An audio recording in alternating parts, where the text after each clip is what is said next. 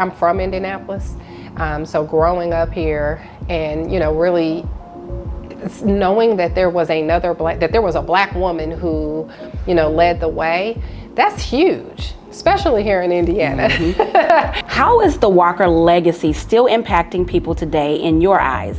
And how do you make sure the community and the new generation remembers that? Yeah, so I think the legacy, first and foremost, as I said, the building itself is still standing and it's still being utilized in its initial form. It was created as a space for us. Madam actually designed this space because she was denied access to a theater without paying the black tax. And so she said no, and she sued. And she won. Can you imagine, in the early 1900s, her, being able to not just stand up for herself, but to actually win, a case like that. And then to think about building a block-long space that is 100% black owned. It's been the space for, this space we're in now used to be a pharmacy. There used to be a coffee pot restaurant that was in this space, doctor's offices, attorney's offices, hair salons, her distribution center, and so to still be the home, not just of the Madam Walker Legacy Center, but other, black nonprofit organizations, and we still provide, entertainment for us. The impact that we're able to continue, to serve our community in that way is huge. What are the events going on for the weekend and what makes each part special?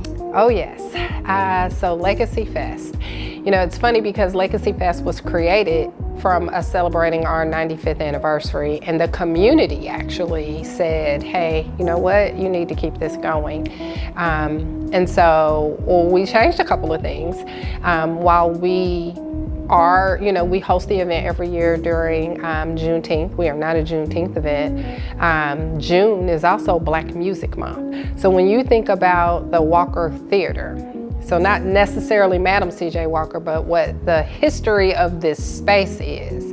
It's on the avenue, and it was a space, not just for movies, but also for music. And so in a way to be able to really celebrate what had been, here on the avenue, and how we're trying to get back to that.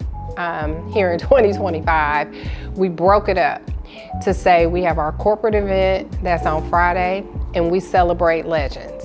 This year is the Isley Brothers. We've had Boys to Men, Gladys Knight, Babyface, and there are so many others that have been able to grace this stage. Saturday is the block party. That's open and free, to the community. So it brings that, that vibe back to the avenue for the community to come back and really be able to relive, what our forefathers were able to have when they were here. Our grandparents, my grandmother tells me all the time about how she enjoyed coming down to the avenue. Guess what? Now you can come back. And by the way, when you come, then there's a lot of local artists. Those are our legends in the making. So we've got our legends on one night, we got our legends in the making, on the other. All of it celebrating Black people and Black music. President Stricklen, yes. Why is legacy important to you and your team? Well, I would say the reason why it's so important is because if you don't know where you came from, you don't know where you're going.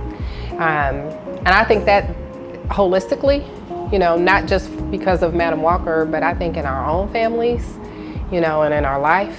I have a 17-year-old, so it's like I need for him to know where he's going, but how would he know that unless I really lay out for him, the struggles that I had, and the benefits that I've had because of, what the people in my family had did for me prior, so that then I can try to continue to do better, for him.